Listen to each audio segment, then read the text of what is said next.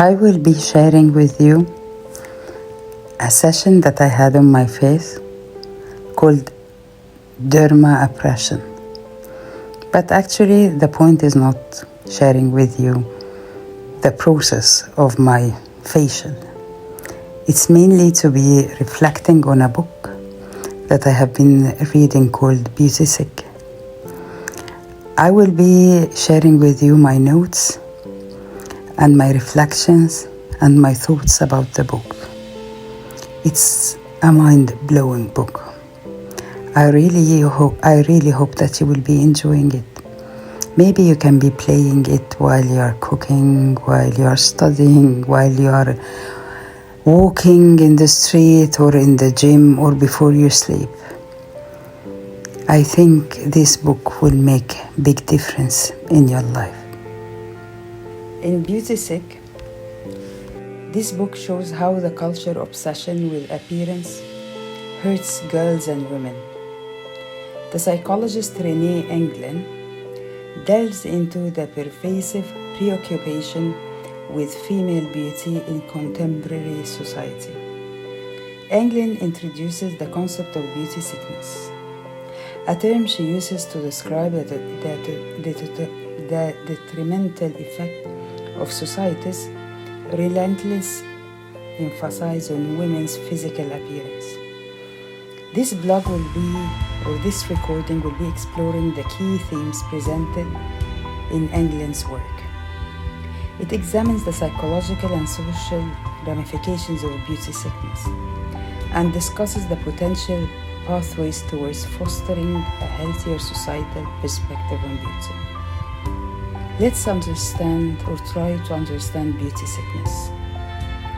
Beauty sickness defines beauty sickness as a condition where women become consumed by concerns about their appearance, often at the expense of their overall well-being and personal aspirations.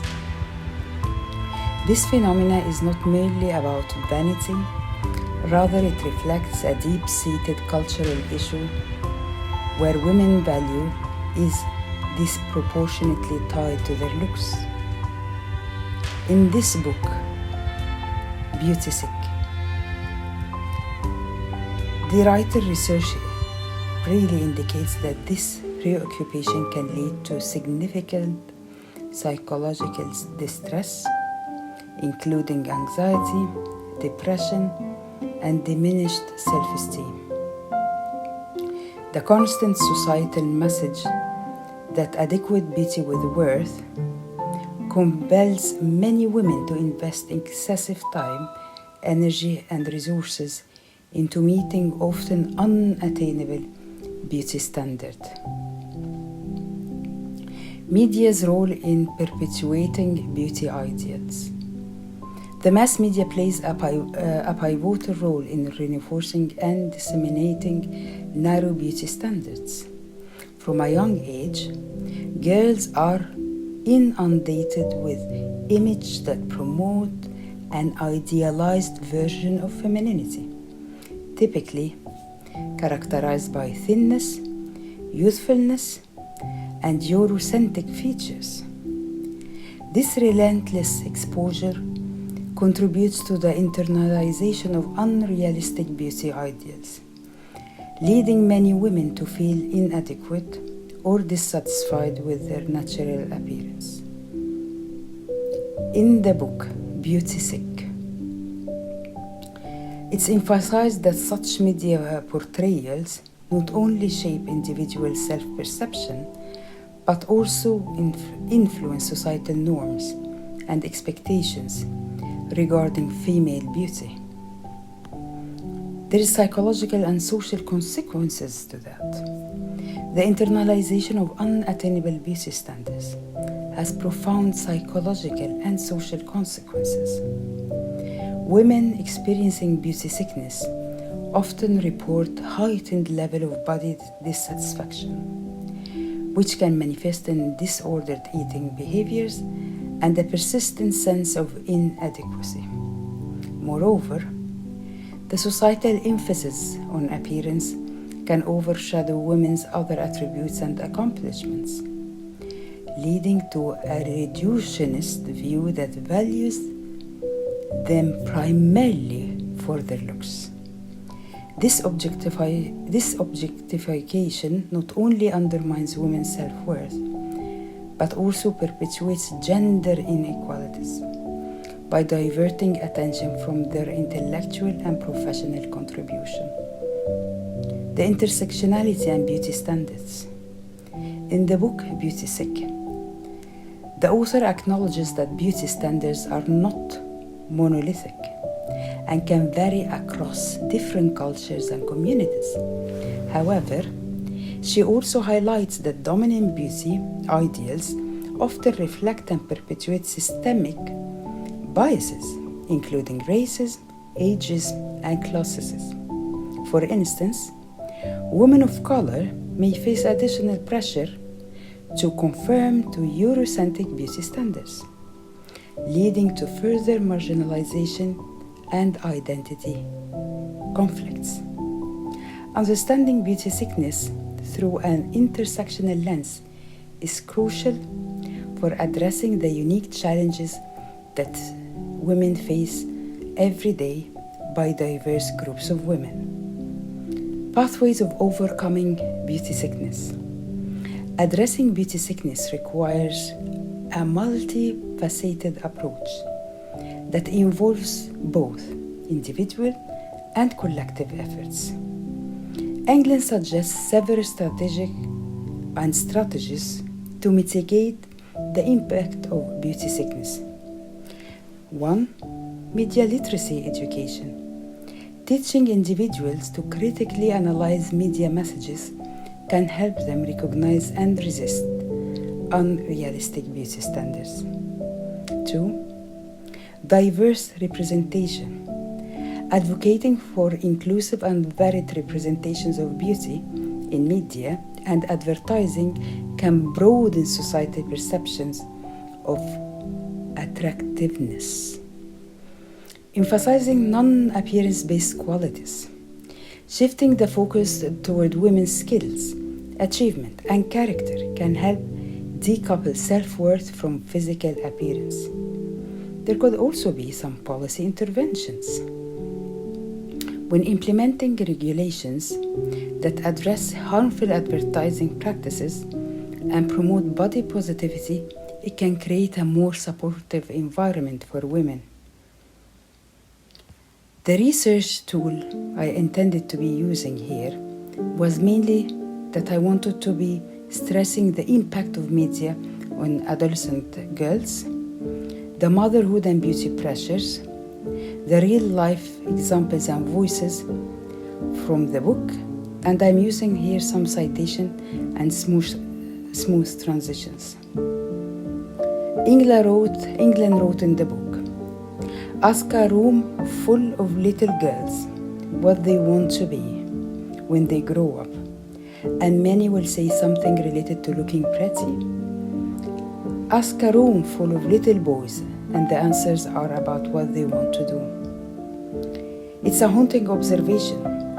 The media's subtle indoctrination into the cult of appearance doesn't begin at adulthood. It begins in the cradle of childhood, in the dolls we are handed, in the filtered selfies of our older cousins, in the TikToks where beauty gets most views. Engeln cited in a 2013 study from the Journal of Adolescent Health, which found that 70% of girls between the age of 15 to 17 avoid normal daily activities, like going to school, attending social events, or even speaking up in class, because they feel bad about their looks. That statistic doesn't just reflect insecurity, it reflects lost potential. The danger of beauty sickness in adolescence is particularly potent because it's when identity is forming.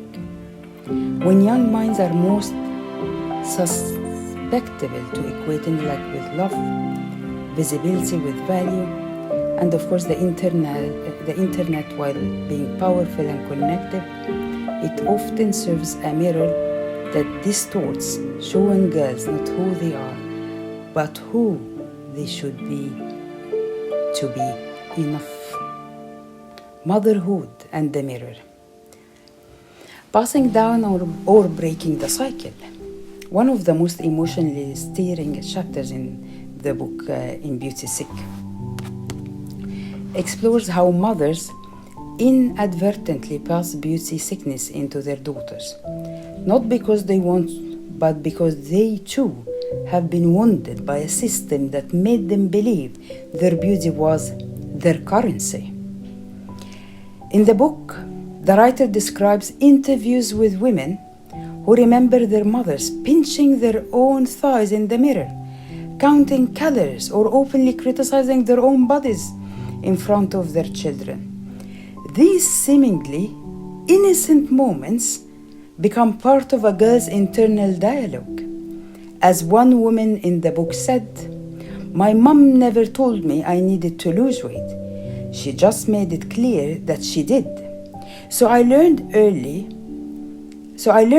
on that point of hers that our bodies are problems to be solved." As a mother myself, this chapter lingered with me. I reflected on the ways I speak about my own body in front of my sons. Am I modeling self-respect or quiet dissatisfaction? Am I teaching them to see women as whole beings or as projects in progress? In the book, Engeln urges mothers not to be perfect, but to be intentional, to replace self-critique with self-compassion, to talk about strength, capability, and characters more than dress sizes and flattering angles. She reminds us that our children hear everything, especially what we whisper to ourselves. The beauty and the body battle, eating disorders, and the high cost of conformity. One of the book's most sobering discussion is on the link between beauty sickness and disordered eating. Engeln doesn't just sensualize this connection. She contextualizes it, explaining that while not every woman with beauty sickness will develop an eating disorder, the cultural messaging that feeds beauty sickness also feeds these conditions. She points out that 90% of individuals with eating disorders are women, and the majority of those cases begin in adolescence or early adulthood. Behind the statistics are real people, real pain, real rituals of self-denial masked as discipline. Women skipping meals under the guise of clean eating, over-exercising, not for health, but for the thigh gaps. In the interviews that Engeln have held with women, she described food as the enemy. Women themselves called food as the enemy. And this mirrors food as weapons and thinness as a goal that once reached just moved further out of reach. Then one young woman said, "I do not even know what hunger feels like anymore. I just know what it feels like to be empty, and I'm proud of it." What the writer says in the book is such powerful. She draws a straight line between media-fueled beauty ideals and these quiet wars being fought inside women's bodies. She doesn't blame the women. She blames the system, the ads, the comments, the before and after photos, the industries that profit from our pain. The intersectionality between the beauty as a system of privilege and exclusion. Throughout the book Beauty Sick, the writer makes it very clear that beauty standards do not oppress all women equally. The dominant ideals who are thin, white, young, able-bodied are not just hard to achieve, they are impossible for many, and yet the pressure to strive remains.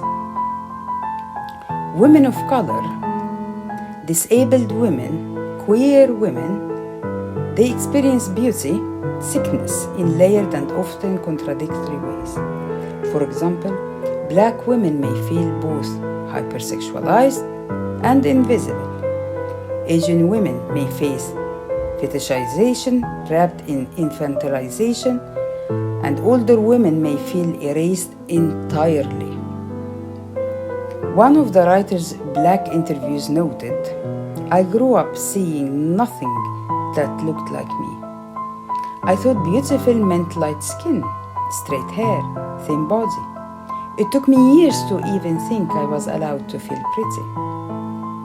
The intersectional approach is critical because it reminds us that liberation from beauty sickness must be inclusive. It cannot just be about loving yourself. It must be about dismantling the hierarchies that decide who gets to be seen, celebrated, and safe. The media literacy as resistance by claiming the gaze. One of the book's most hopeful chapters focuses on media literacy, the ability to analyze, decode, and challenge the images we consume.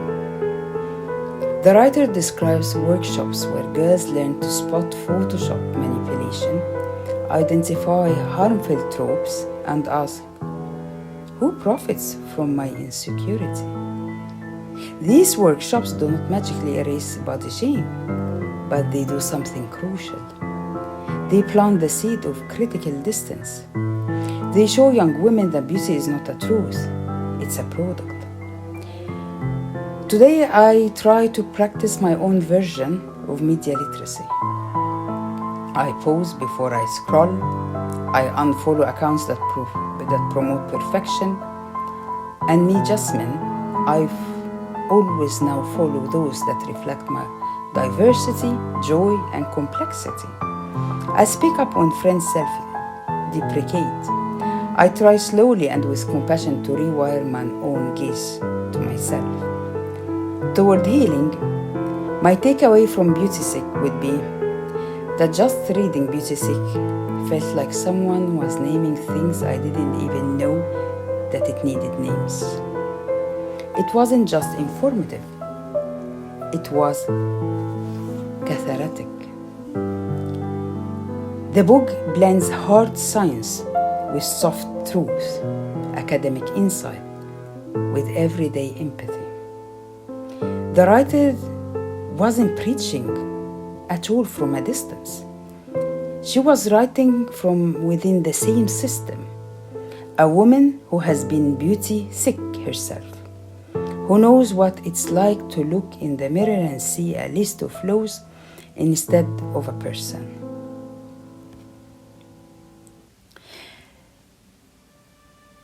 The writer introduced beauty sickness as a condition affecting women to divert enormous amounts of time, money, and emotional energy into trying to fix their looks. It's an epidemic of distraction.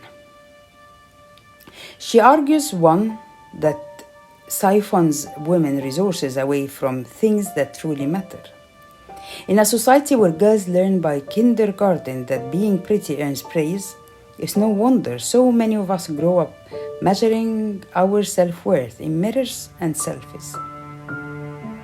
The core argument is stark. What might seem like harmless vanity is in fact a cultural disease, one that erodes mental health, opportunities, and happiness. Across the book, the writer examines how media imagery infects self-image and how the pressure multiplies for women and for mothers, how beauty culture intertwines with eating disorder, and how race, age, and class complicate the quest to look perfect. The result is a review of not only a book, but in my review, I'm sort of reviewing a society. But it's like a society reflection in the mirror, inviting myself, inviting you, inviting others to an unemotional and critical journey through the looking glass. The media mirror and how images shape self-image. In the book, I feel its most heartbreaking insights come early, when girls are absorbing beauty expectations almost as soon as they can talk. In one vivid example, there was an interview of a 7-year-old girl who eagerly describes the imaginary, beautiful woman in her head. She has long, straight hair, and she is wearing a lot of makeup and high heels.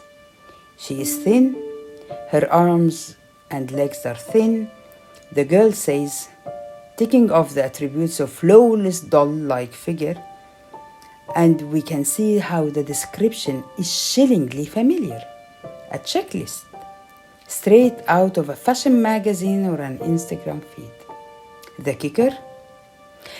This little girl is still learning to count to 10 and use a fork properly. Yet already she knows that to be a woman in this world, thinness and glamour are the price of admission. In the book, the writer shares data that stopped me cold, because 34% of 5-year-old girls in one study said they sometimes restrict what they eat. Yes, kindergarteners on diets, yes. And 28% of 5-year-olds expressed the wish that their body resembled those of the women they see in movies and TV. These are kindergarteners who are restricting. So by ages 5 to 9, a startling 40% of girls say they wish they were thinner. And almost 1/3 of third-grade girls around 8 years old, just 8 years old, report being always afraid of becoming fat. These numbers read like a gut punch. They reveal how early and deeply media messages sink in, before a child even fully understands what calories are. She is absorbed that the lesson that thin equal pretty and pretty equal valuable. The media mirror looms large from day one. When I read these statistics, I felt a mix of sorrow and anger. I pictured a class of lively third graders, freckled faces and missing teeth, already haunted by the word fat, as if it were a nightmare monster.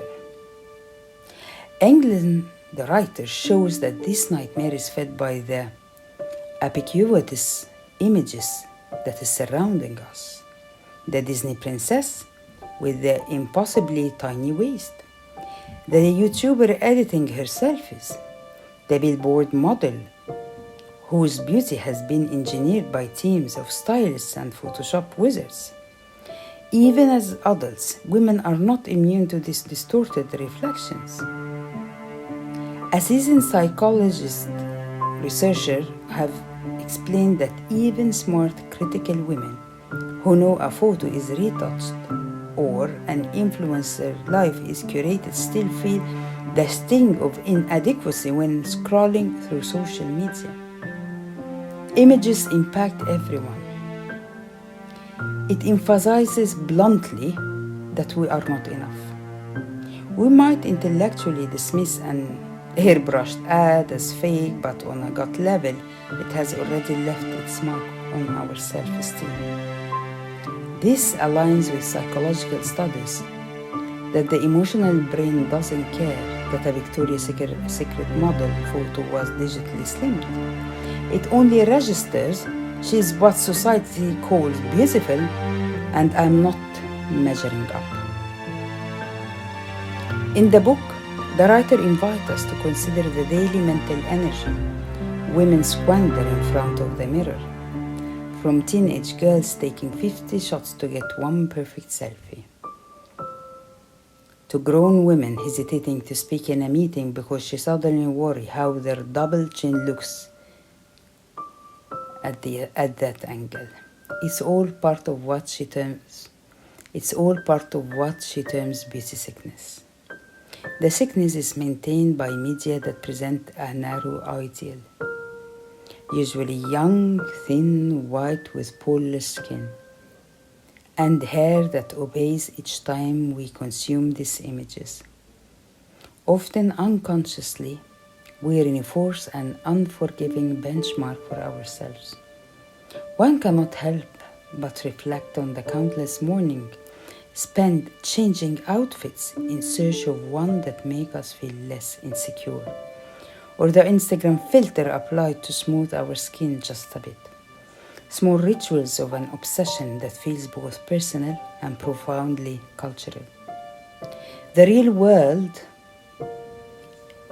implications of the media-fueled self-consciousness are serious. Research cited in Beauty Sick shows that when women focus on their appearance, their cognitive performance and mood suffer. One famous experiment even found women performed worse on math tests after trying on a swimsuit due to heightened body self-consciousness. The writer broadened the view to note that time and money are at stake too. We do not consider the gender gap in time and money spent on beauty. But time and money matter, and they are essential source of power and influence, and also major sources of freedom. In other words, while a man might throw on the same suit every day, a woman may spend an extra hour on her hair and makeup, hundreds of dollars on the right clothes and cosmetics, and these lost resources add up. That hour could be used in studying, resting, or even creating something new. That money could go toward education or ventures. Instead, it's too often poured into appeasing the mirror. We are calling this hidden beauty tax. Women pay just to be deemed acceptable.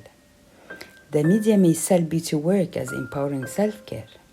Think of slogans like, because you are worth it. But actually, Engeln's take is that this is a clever reframing by an industry that profits from our insecurities. The truth is, constantly policing our appearance is more oppression than empowerment. A silent second job for women that holds them back even as it purports to push them forward. Amid this critique, Beauty Sick doesn't deny that appreciating beauty can be fun, or that wanting to look good is inherently evil. Rather, she asks us to recognize when the pursuit of beauty becomes a cage. If checking the mirror is a compulsion that steals joy, or if not looking perfect triggers panic or self-loathing, then beauty has become a tyrant. Through poignant reflection and incisive cultural critique, the writer shows us how media's mirror can distort our most basic self of sense. And once you see that distortion for what it is, a culturally manufactured illusion, you can begin to resist it. I found myself, after reading these chapters, to be honest,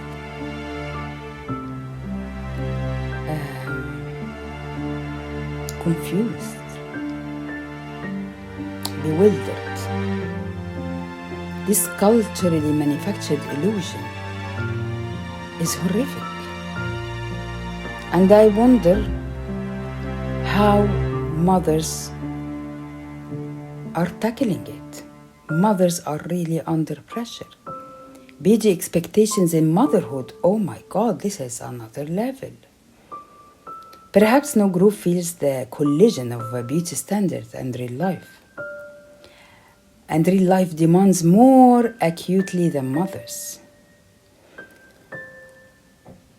The writer devotes special attention to the unique pressures experienced by women who are raising children, just as me, Jasmine. As a woman steps into motherhood, she enters a paradoxical space. On one hand, society idealizing the glow of pregnancy, this selflessness of motherhood. On the other hand, it shows precious little mercy for mothers' bodies and appearances. The writer shared with us the result of sobering new study. It's seriously a sobering new study. A majority of pregnant women report being shamed for their weight gain when they are pregnant. And this shaming is linked to higher stress, depression, and unhealthy eating habits. In other words, even while a woman is literally creating a new life, she isn't safe from body criticism. Strangers, family, media, society in general, as many women put it, feel entitled to comment on how big or small a pregnant woman is, treating her body as public property. And the scrutiny doesn't end at birth. The minute the baby is out, the clock starts ticking on the mother how fast she can bounce back to her pre-baby body. Reading the analysis of this book, I was struck by how casually our culture treats these women's body like projects to be assessed, rather than vessels of miraculous life. We all have seen the celebrity mom headlines, ex-celebrity stuns with post-baby body 6 weeks after giving birth. Many new mothers privately wonder if they are failing, not at parenting, but at looking like they never gave birth at all. The yummy mommy. The yummy mommy expectation is everywhere, from Instagram fitness moms to the polished perfection of the school PTA leader. The writer doesn't mince words about the damage this does. One of the real-world implications is that mothers begin to equate being a good mom with being slim, pretty, and put together, as if motherhood requires a magazine-ready appearance. It's an impossible standard that adds yet another layer of guilt. Not only are you responsible for keeping a tiny human alive, but you would better do it while staying forever youthful and trim. The emotional toll of these pressures on mothers comes through in many interviews. In one example, a mother confessed that she hasn't worn a swimsuit or gone to the pool with her children in years, not because she doesn't love the water, but because she is ashamed of how her stomachs look after childbirth. Her kids beg her to splash with them, but she demurs, hiding on the sidelines in a cover-up.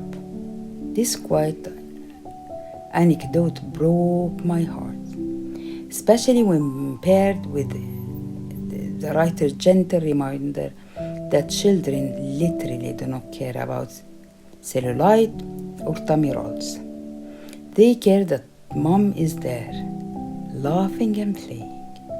As one body positive advocate pointedly puts it, kids do not care what you wear, just that you are there. Yet so many moms miss out on these joyful moments due to shame. We glorify the idea of motherhood, but treat actual mothers' bodies with far less kindness and even with scorn.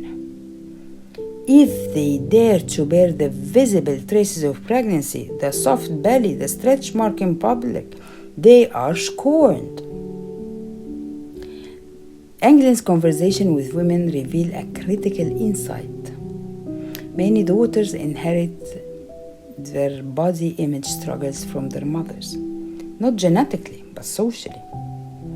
I ask every woman where she learned to talk about herself so negatively, and almost all of them answer, "My mom did it." That line lands with a thud. Little girls grow up hearing their mother sigh in the mirror, pinch at their own jiggly arms, or dismiss compliments with, "Oh, I look awful today." In those moments, lessons are being taught. A daughter learns that a woman's body is never good enough. Even the woman she admires most, her mother, criticizes her own self. The writer challenges mothers and all adults really to break this cycle.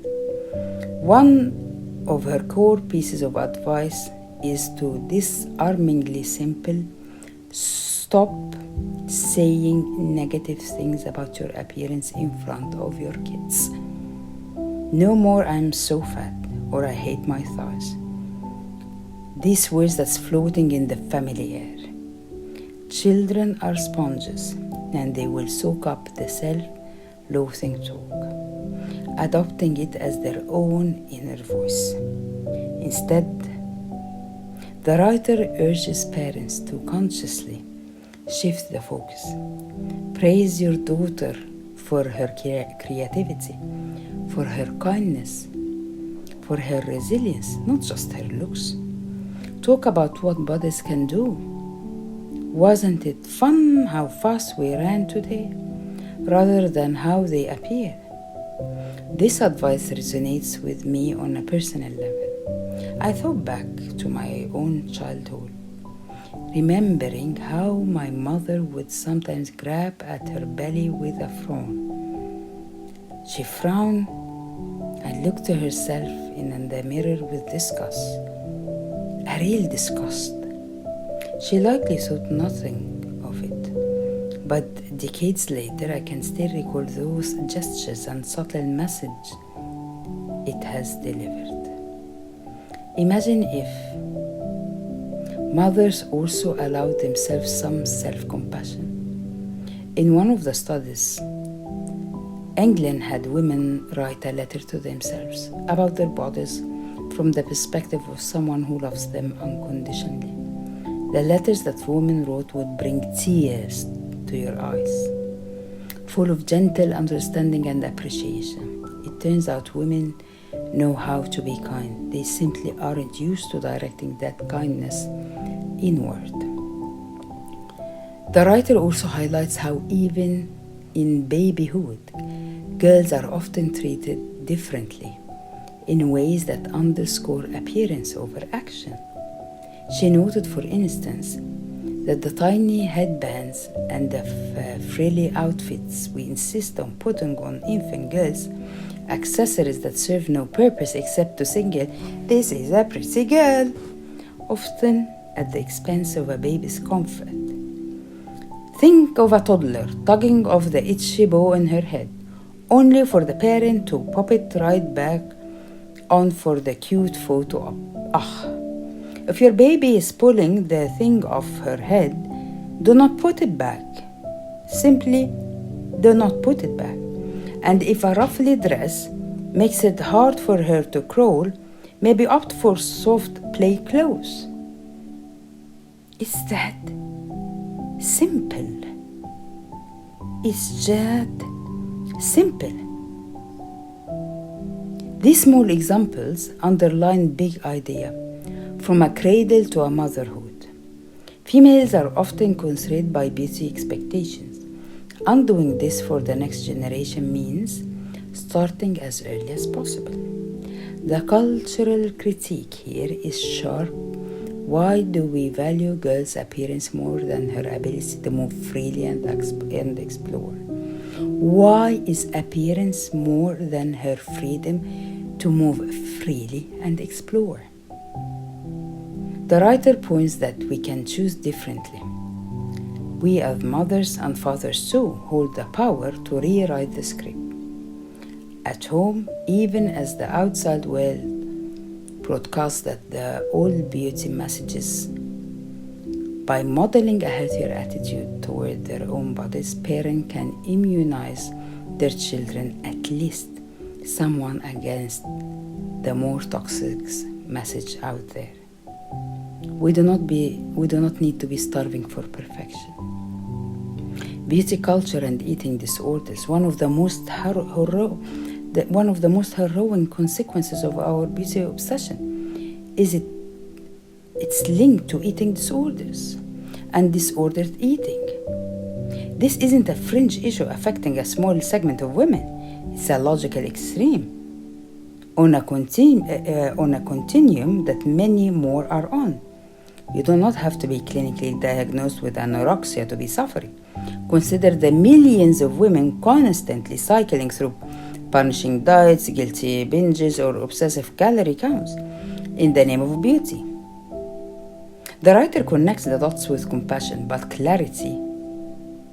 She really connects the dots with compassion, but clarity. A constant focus on appearance can create obsessive behaviors around food and exercise, the kind that easily spiral into full-blown eating disorders. The cultural script that tells women they must be thin at all costs is essentially prescribing the very behavior that we label as illness. If you think that this is an exaggeration, just flip through any popular women's magazine.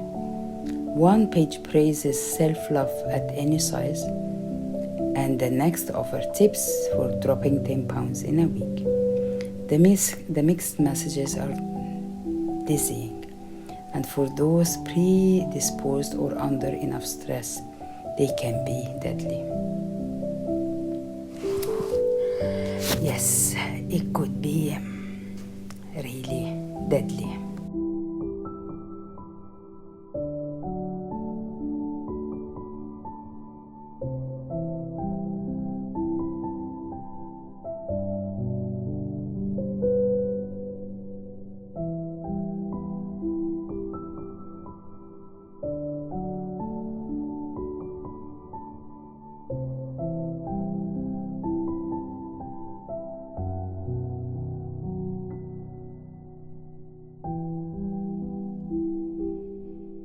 Women, ladies, girls, mothers, grandmothers, you are enough, not because of how you look, or what you weigh, or how others see you, but simply because you exist.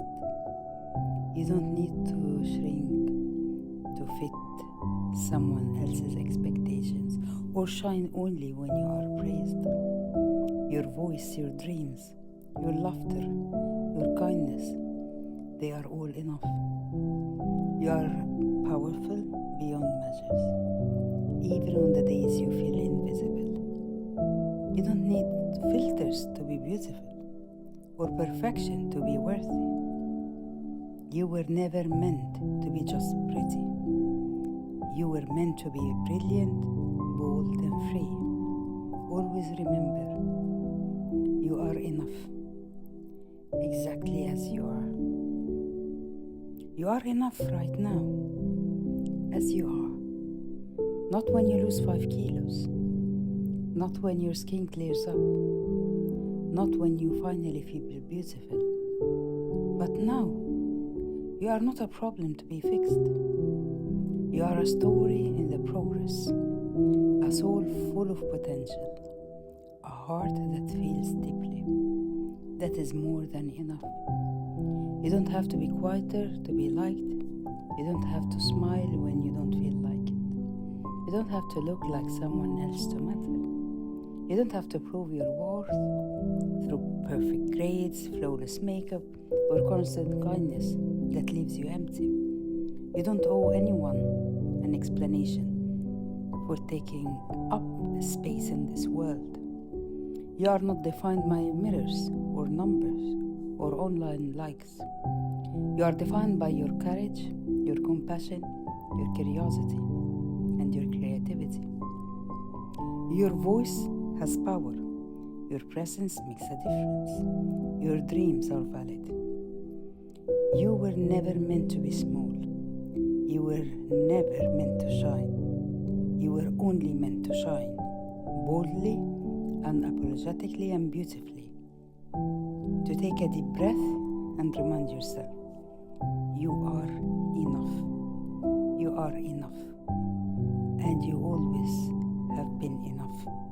And you will always be. You are not too much. You are not too loud, or too soft, or too emotional. You are not too bold, too quiet, too ambitious. You are exactly the right amount of everything. The world may try to convince you otherwise, but that's because it's afraid of what happens when a girl knows her power. You were not born to compete with filtered images or to chase impossible standards. You were born to build, to create, to lead, to love, to rise. Your worth isn't earned through applause or approval. It's your birthright. You are not here to be liked by someone, or by everyone, or by anyone. You are here to live fully, laugh loudly, cry when you need to, speak when it matters, and stand tall when others expect you to shrink.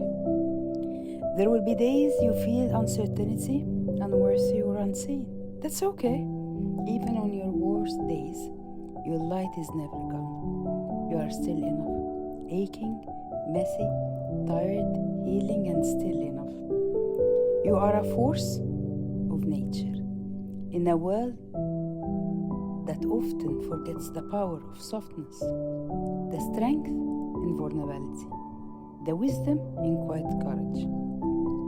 So let no one, not even your own doubt, tell you that you are anything less than whole. You are enough, gloriously, unapologetically enough.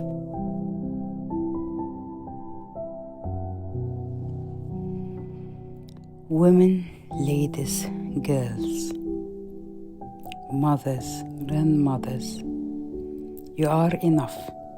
Not because of how you look, or what you weigh, or how others see you, but simply because you exist. You don't need to shrink to fit someone else's expectations, or shine only when you are praised. Your voice, your dreams, your laughter, your kindness, they are all enough. You are powerful beyond measures, even on the days you feel invisible. You don't need filters to be beautiful, or perfection to be worthy.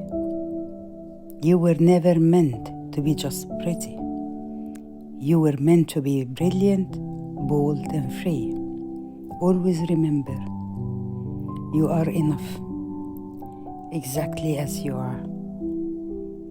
You are enough right now, as you are.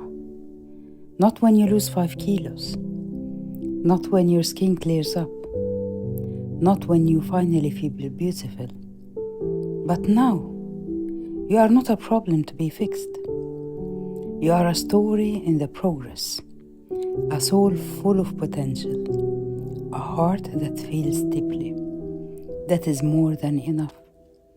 You don't have to be quieter to be liked. You don't have to smile when you don't feel like it. You don't have to look like someone else to matter.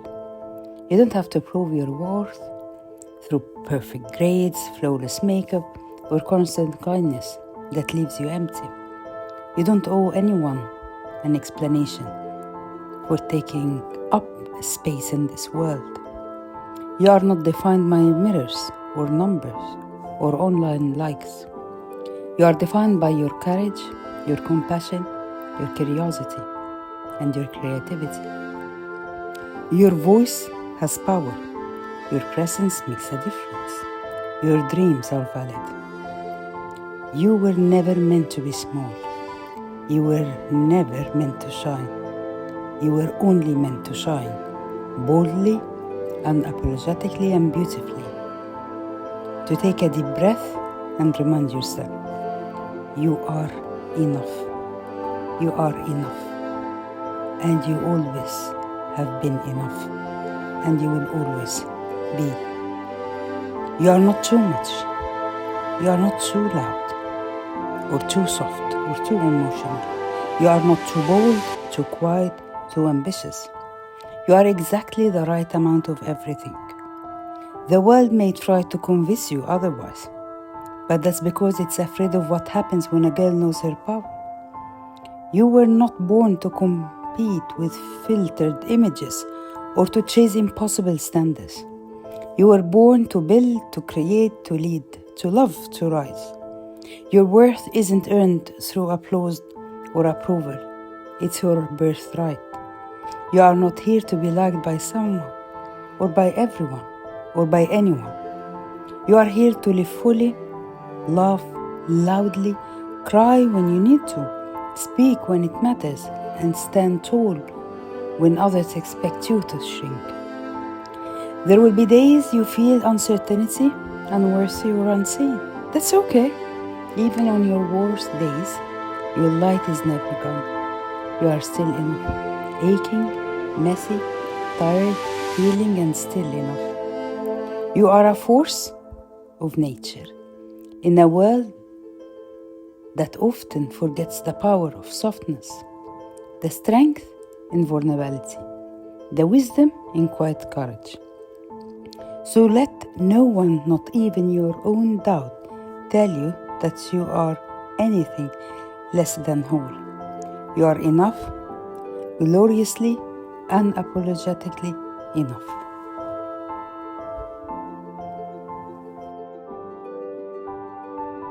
Women, ladies, girls, mothers, grandmothers, you are enough.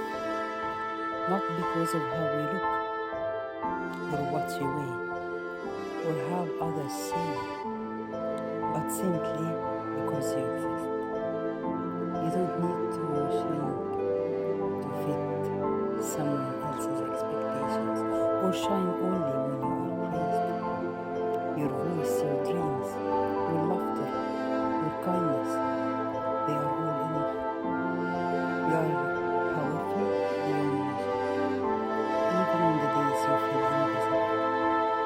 You don't need filters to be beautiful, or perfection to be worthy. You were never meant to be just pretty. You were meant to be brilliant, bold, and free. Always remember, you are enough, exactly as you are. You are enough right now, as you are. Not when you lose 5 kilos, not when your skin clears up, not when you finally feel beautiful. But now, you are not a problem to be fixed.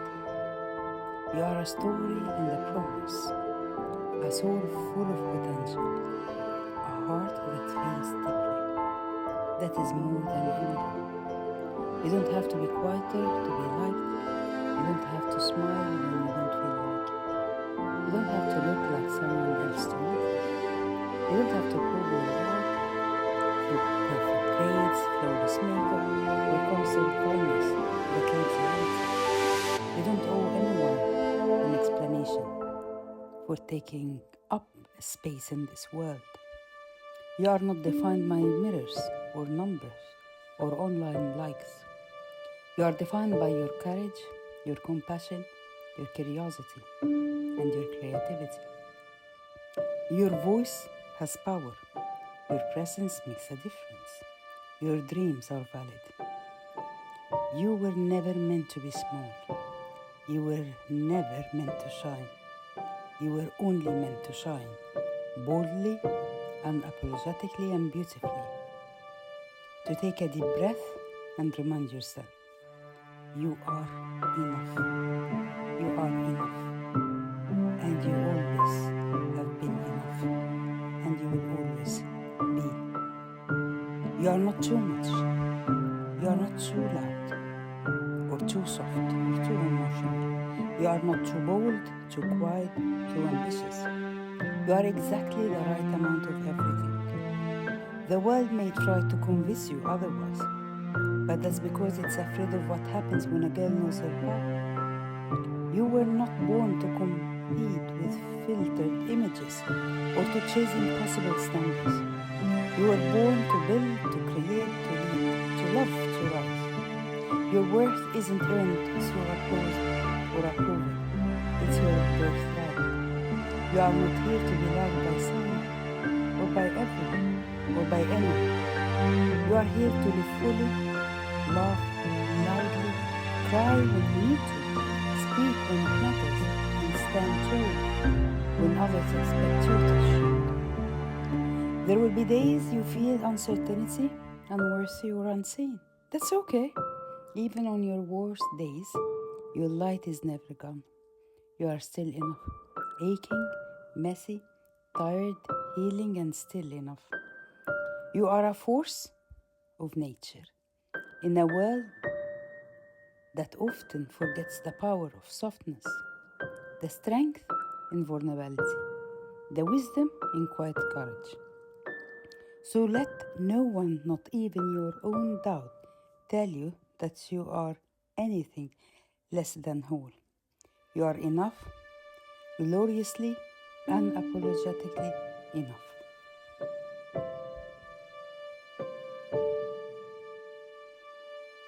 Women, ladies, girls, mothers, grandmothers, you are enough. Not because of how you look, or what you weigh, or how others see you, but simply because you exist. You don't need to shrink to fit someone else's expectations, or shine only when you are praised. Your voice, your dreams, your laughter, your kindness, they are all enough.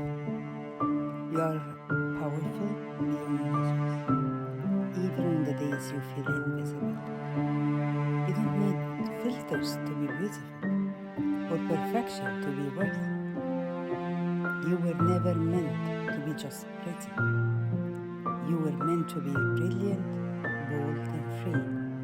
Always remember, you are enough, exactly as you are. You are enough right now, as you are.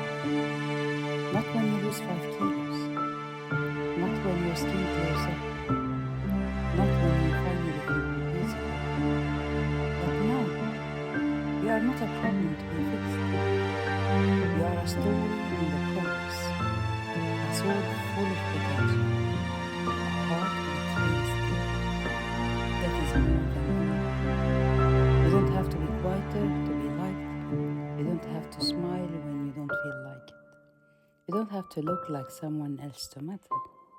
You don't have to prove your worth through perfect grades, flawless makeup, or constant kindness that leaves you empty. You don't owe anyone an explanation for taking up space in this world. You are not defined by mirrors or numbers or online likes. You are defined by your courage, your compassion, your curiosity, and your creativity. Your voice has power. Your presence makes a difference. Your dreams are valid. You were never meant to be small. You were never meant to shine. You were only meant to shine, boldly, unapologetically, and beautifully. To take a deep breath and remind yourself, you are enough. You are enough. And you always have been enough. And you will always be. You are not too much. You are not too loud, or too soft, or too emotional. You are not too bold, too quiet, too ambitious. You are exactly the right amount of everything. The world may try to convince you otherwise, but that's because it's afraid of what happens when a girl knows her power. You were not born to compete with filtered images